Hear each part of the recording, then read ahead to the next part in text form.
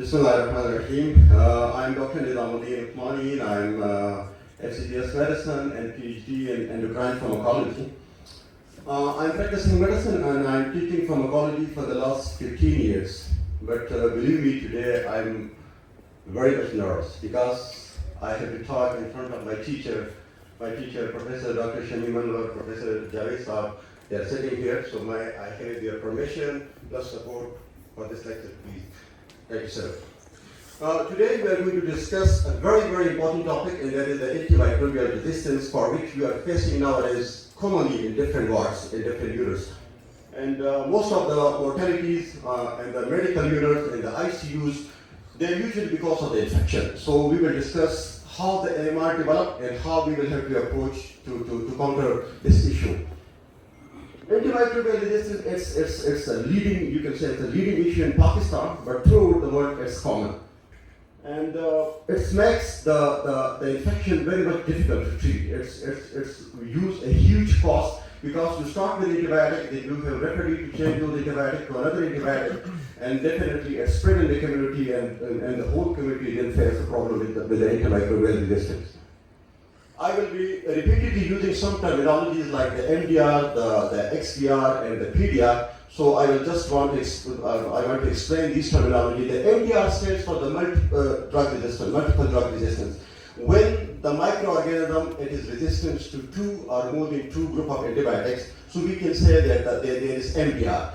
And the XDR, the microorganism, it is resistant to almost all group of the antibiotics. Remember, there are about 12 groups of antibiotics. They are used a different mechanism, but there are 12 major groups of antibiotics. I'm not talking about the antifungal, the antiviral. Those are the against the antimicrobes, antibacterial. So there are 12 groups of the antibacterial drugs, and if a microorganism is only sensitive to two or less than two group of antibiotic, and if they are resistant to the rest of all, we can use the terminology, the XDR for that is extended drug resistant. And the third one is the PDR, which is the pan drug resistance. It means when the microorganism they are resistant to almost all type of the antibiotic, so we use the PDR. About 1 million deaths occur throughout the world because of the MDR, and about 39 million deaths they are projected in 2050. This much number, these people they can die because of the antimicrobial resistance. It's a huge economic burden, especially on the low and medium economic country. One of the other issue, and of course it increase the hospital stay and usage of the hospital resources. Why Pakistan is very much vulnerable to this antimicrobial resistance? There are a few factors. Number one, there is unregulated antibiotic sale. Any type of antibiotic, if you need, you just go out to the market and you can buy from the market anywhere in the Pakistan.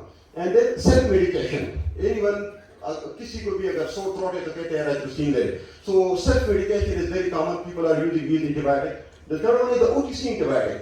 So people are making these low-cost antibiotics, and then that can create problem. Then the poor infection control. Of course, we don't follow those principles, and this is a huge issue with us. Inadequate surveillance, again, it's a common problem. Veterinary and agricultural issues. We are not interconnected with one another. So the agriculture department, they are using their own pesticide and other things, while the veterinary medicine, they are using their own drugs. So the whole community, they develop the resistance. And then the overcrowded hospital and poor sanitation, of course, these are natural problems. Now how this resistance develops? Once you are treating an infection, the antimicrobial drugs, they kill the bugs, but at the same time, they kill the good microorganism as well, what we call as the counterfeit. So if we partially treat that patient, we will kill the good bugs, but we will partially kill the bad bugs. Then in that environment, those bad bugs will start proliferation, will grow with more speed, and of course they will develop the resistance. Another reason is that if you treat the patient with an antibiotic for a proper time and with a proper duration, the patient will get cured. But if you give the drug, and if that patient used those drugs for 3 or 4 days, and if there is symptomatic improvement, but the patient don't take those drugs for that particular period, then the patient develops resistance. And then that resistance then spread in the whole community. These are the different mechanisms through which the microorganisms they develop the resistance. This is just a topic which is related with the pathology or with the pharmacology, but these are the different mechanisms like enzymatic destruction. The drug is destroyed by the different enzymes, and then those enzymes they change with the passage of time, and then the microorganism develop the resistance. Then the efflux from the target aberration, reduced permeability, biofilm formation, and persistent cells.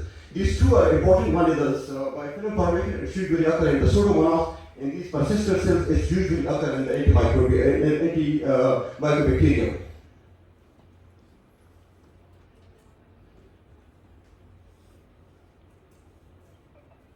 Okay, so what are the factors which are responsible for this antimicrobial resistance? There are 4 or 5 factors, but these are the most common ones. One is the environmental factor, the other one is the drug-related factor, the third one is the patient-related factor, and the fourth one is, of course, the physician-related factor. And the environmental related factors, we have these huge population in overcrowding, rapid spread and increased traveling. Of course, the people are going from one place to another, and they can spread this resistant microorganism from one place to another. Then the poor sanitation, increased community-acquired resistance, and widespread use of antibiotics. These are the environmental factors. And the other one is the drug related. We have packed drugs. This is very common in our market. The quality of drugs, of course, you can get a good quality of antibiotic as well as the worst type of antibiotic in the market as well. Then slowing use of antibiotic. People are increasingly using for minor infection. जहाँ पे आपको antibiotic लेने की ज़रूरत ही नहीं है, people are using antibiotic, and then they are progressively increasing the dose. And then irrational fixed doses combination. Of course, there are some fixed doses combination of the drugs. The microorganism may be sensitive to one of them, but may be resistant to the another one. But the people are giving that combination as well. And then the counterfeit and substandard drugs. We are really facing this problem. Counterfeit stand for those drugs which are substandard. Like if you are making copies of the standard drugs. Like suppose if you have a standard company and a standard drugs, and if someone makes a copy of that particular drug, this is called as the counterfeit. So this is another issue in our market that we are facing these antimicrobial resistance. And then the patient-related problem. Of course, the drug is not only responsible. Poor adherence to the dosage regime, the poverty, the lack of sanitation concept, lack of education, self-medication, and misconception. Misconception, of course, this is one of the common things. आपसे मरीज consultant से मरीज दवाई लेके जाते हैं, वहाँ पे गांव में डिस्पेंसर को दिखाते हैं कि डॉक्टर साहब ये दवाई देख लीजिए, ठीक है कि गलत? So you are taking the drugs from the consultant, and you are उसको आप patronize करते हैं from a dispenser.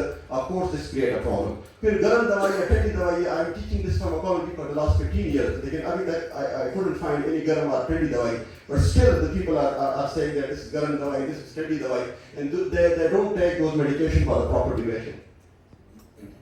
And the third one is the prescriber-related issues. And the fourth one, the inappropriate use of antibiotic available drugs, the increased empiric poor antimicrobial drugs. Of course, कोई भी infection when you start empiric therapy, we don't have the culture of this culture and sensitivity, overuse of antimicrobial drugs, inadequate dosing, and lack of current knowledge and training. Of course, suppose if you are getting a repeated infection in an area और वहाँ पे लोग उसको resistant हो, तो उस trend के बारे में आपको पता होना चाहिए. Otherwise, if you are going to do same antibiotic again and again, you are increasing the chances of resistance in the community.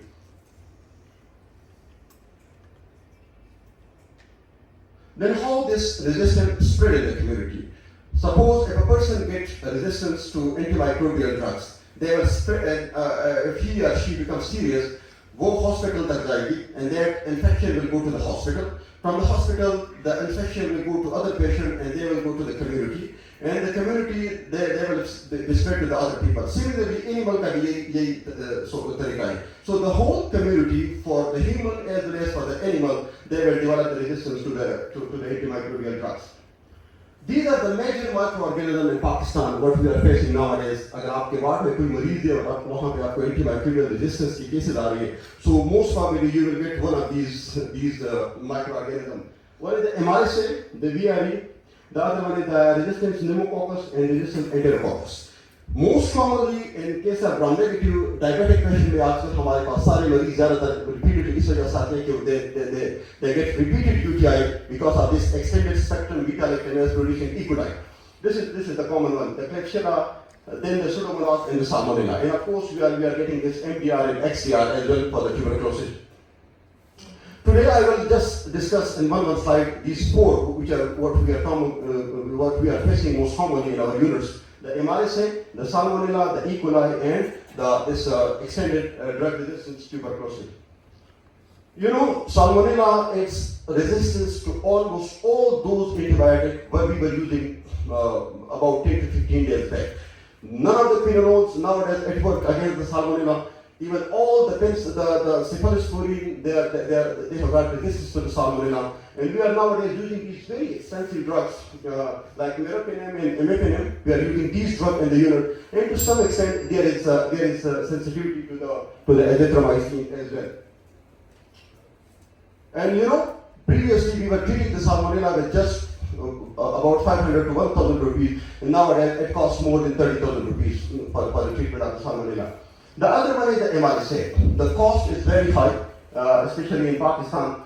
And the third one is the E. coli. Repeatedly, these diabetic patients, they develop repeated infection because of this extended spectrum beta-lactamase producing E. coli. And the fourth one is the tuberculosis. Of course, we have got this extended spectrum resistance tuberculosis, and this is our national disease. Father of the nation died because of this disease, and we have got a lot of number of these XPR and MDR tuberculosis. Then how to prevent this AMR? This is the last portion of my lecture. It will hardly take about 3 minutes. Then how to prevent the AMR? So two simple approaches. Number one, either you prevent the infection or you just take the antibiotics stewardship to prevent the antimicrobial resistance. So for infection prevention, you need good hygiene, isolation, PPE, environmental cleaning, and devices care bundles. While for the antibiotic stewardship, you will have to own the antibiotic. And antibiotic stewardship means right drug in the right dose and for the right duration in the right patient with the right indication. So this is the whole antibiotic stewardship. Further up, this will be discussed करते हैं. हम यही point से इर्द-गिर्द घूमते हैं. This is antibiotic stewardship. So these are the core elements: the leadership, commitment, accountability, pharmacy involvement, microbiology support, surveillance, education, and audit. Hospital में क्या करना चाहिए? Antibiotic time out. हम मरीज को एंटीबायोटिक लिख के देते हैं और फिर हम भूल जाते हैं. ट्रेनिंग्स के लिए ये चाहिए कि on the third day, they will have to decide either to continue with the same antibiotic or to switch the patient to something else. ठीक है? Third day पे. So antibiotic time out 48 hours से ज़्यादा नहीं होना चाहिए. उसके बाद आपने फिर फाइनल डिसाइड करना है कि either I will have to step up or step down or continue with the same drug. Then de-escalation, usually it should be followed. Like suppose if you are giving a drug in the start, what we do, we start from the low spectrum antibiotic and then gradually increase. There should be ideally a de-escalation. IV to oral switch, culture guided therapy, and restriction policy. We should not openly use these drugs. Okay, what are the role of the clinical pharmacologist and physician? Of course, prescription audit. We must do prescription audit in our own units. ADR monitoring, adverse effect आपने monitor करनी है, pharmacokinetic, pharmacodynamics की optimization करनी है, dose adjustment and therapeutic drug monitoring. This is less common in our community. We just prescribe the drug. The person may be genetically resistant to their particular antibiotic. So drug level हम नहीं करते. Maybe the drug level will be very high or very low, and the person may not be responding. So drug level is very important. खासकर ICU setup में drug level is very important.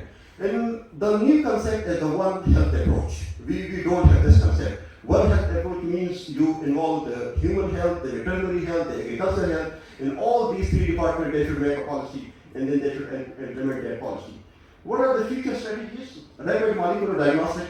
So, like suppose if you are getting this culture test, it's take 48 hours or 3 days. Okay. So इसके जगह पे हमें we must go for the rapid molecular diagnosis. ठीक है ना? जिस तरह हम tuberculosis में आजकल करते हैं. Then assisted prescribing, bacteriophage therapy, CRISPR antimicrobial technology. This is a new technology. जहाँ पे आप genetic study, genetic intervention के through treatment करते हैं. Then the novel antibiotic and then antimicrobial peptides.